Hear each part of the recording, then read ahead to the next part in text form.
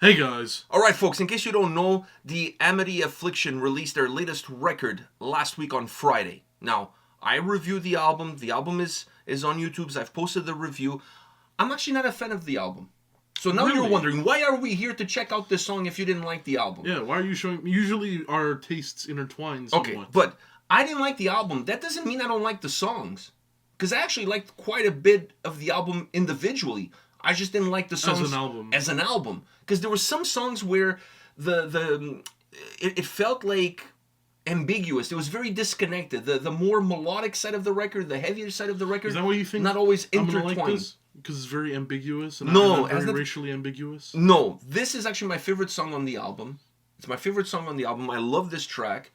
And like I said, I actually liked a lot of the songs on the record. I just didn't like the record as a whole. Okay. And this song features Louie Knuxx, who was, because he passed away in 2021, he was running on a treadmill at home and he had a heart attack. He was a rapper in New Zealand, and he's featured on this song. And I honestly, this track, when I was listening to the album, I was like, hey, this is kind of mad. This is kind of mad. And then when this song hit, it's like, fuck yeah. Why doesn't the whole album sound like this? So before you listen to any of the other songs by accident, and you're like, check out this song. Okay. All right? So let's do this. You've hyped this up. I hear their voices in my head. I feel their sorrow in my chest. I see the bullshit of fucking it. I see the ghosts of my friends.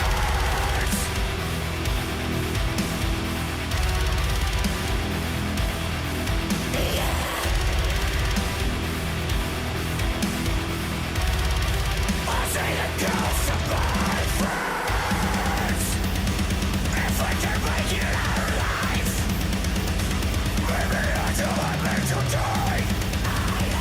Waiting for real to share my soul. I am a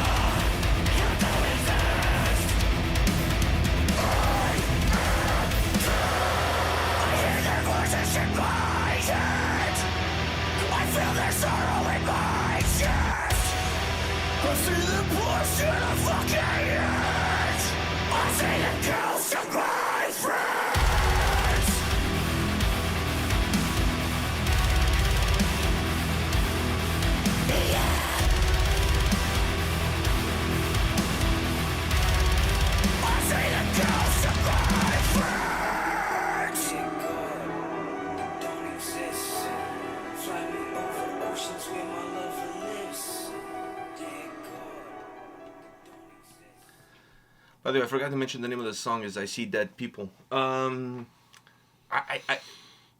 just gonna say one quick thing. I want to get your opinion. The fact that they have their friend that passed away in 2021 on this track, and the track is "I See Dead People," and in the chorus he says he sees the ghost of his dead friend. Those things are not by accident. So I love the emotional drive of this song. I just love this song. Dude, it's definitely one of the best songs on the entire record. It's a fucking amazing song, man. I mean, yeah, a lot of emotion, and I do love emotion in my metal, especially in this type. But fuck that siren, that oh fuck, damn, like that's a war, like that's a siren you'd hear in like a post-apocalyptic movie. Oh, that's like, a siren you hear when there's like a nuclear thread. You know, like there's a thread, there's a bomb like, gonna. I'm saying like post-apocalyptic. Like, run to your shelter. Like there's a town and there's a wall around the town, and then they hear things are coming, so they have to close off. This is the fucking run to the shelters. Run to the shelters. This is the fucking run to the shelters. I mean, crazy song. I think it's awesome that they had that. It's like 4 or 5th on the track listing. I can't remember exactly. I think it's awesome. They had that part. I'm guessing it was him. Yeah, that more melancholic rapping. Yeah, I thought it was very cool. And the song is just very, very emotional. I really fucking dig the song. When I heard this song for the first time, when I was listening to the album, immediately, like, up until this point, and not to say that the tracks that came before weren't good, I'm not a big fan of the song that opens the album, and I think that song kind of ruined the rest of the album for me, because it took me a long time to get over the hump after that opening track didn't completely sell me on the album, and it didn't matter how many times I listened to the album, I always felt like that first song, it was not like walking in with your best foot forward, if you know what I'm saying. So, but this song comes, like I said, either 4th or 5th, I can't really remember. But the moment I heard this song, I was like, wait a minute, this is outstanding. And I was like, who is Louie Knuxx? Because by the way, they're Australian. The band are from Australia. He was from New Zealand. He was a Kiwi. So I was intrigued by who's this featured, like who's this person? I've never heard of him, right? And because this song, it's dripped in emotion from the title of the track to the lyrical content. I'm like, I need to find out more about it.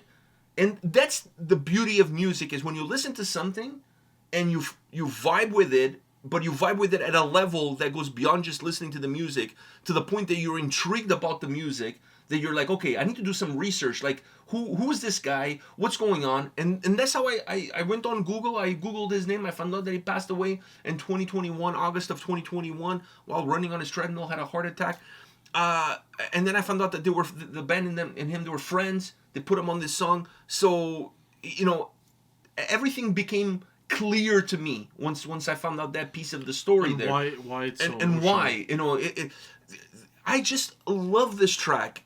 Without a shadow of a doubt, I'm you know, fight me. This is the best song on the entire record. It's the best song on the entire record. Maybe because it's the one that's not ambiguous. It's heavy and emotional from the start all the way to the fucking end. You know, there's nothing ambiguous about it. And I don't mind ambiguity in a song if it's done properly, and especially with metalcore, which you always get the harsh vocals, the clean vocals, going from more of the heavier moments to the more melancholic moment.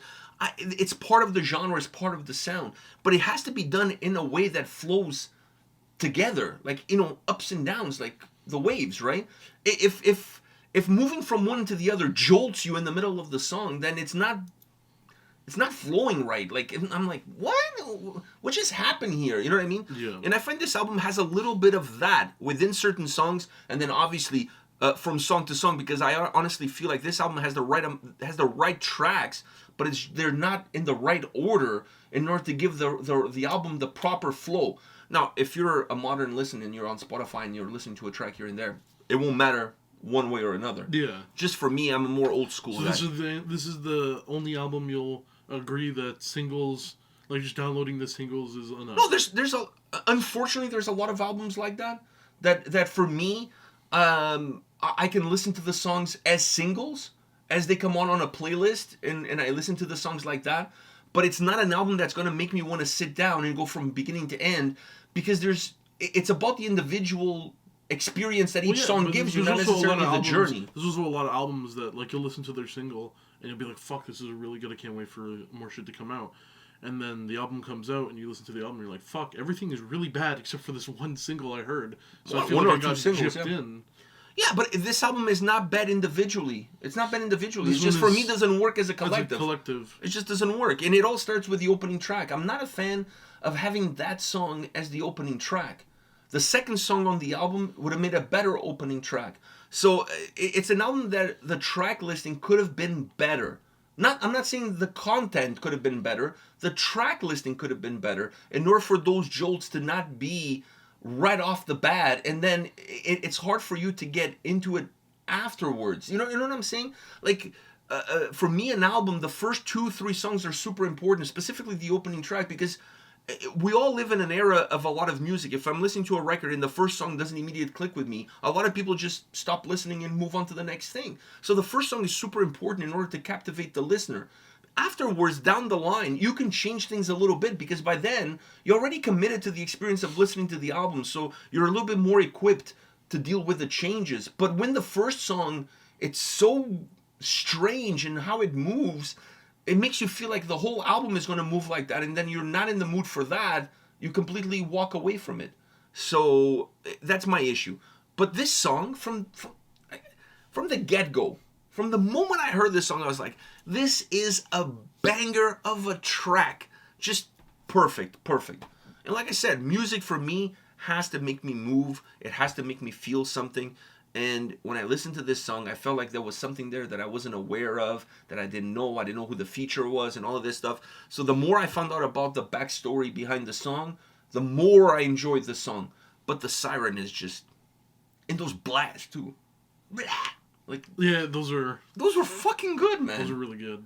Those were fucking good. The song is heavy. It's heavy. Like, it's just Emotionally, but also driving in a way. It's very driven, heavy song. It's a song, and this is something that's true about the whole record. It's a song that you can say this, and tell me if you agree with me. It's a song that feels dark. Like, there's a dark, menacing vibe about what drives the song. But it's not a dark song. It's a song that has a lot of intensity and aggression, but doesn't feel necessarily angry. It actually feels like somber.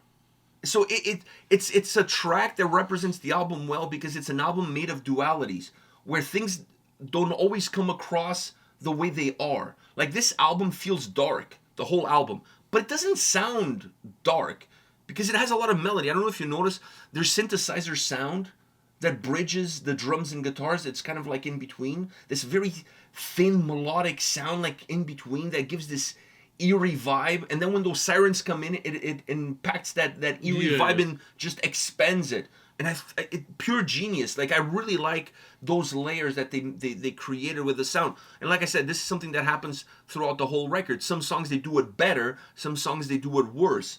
And the worst ones, if you place them differently in the record, they don't feel worse. They just feel different.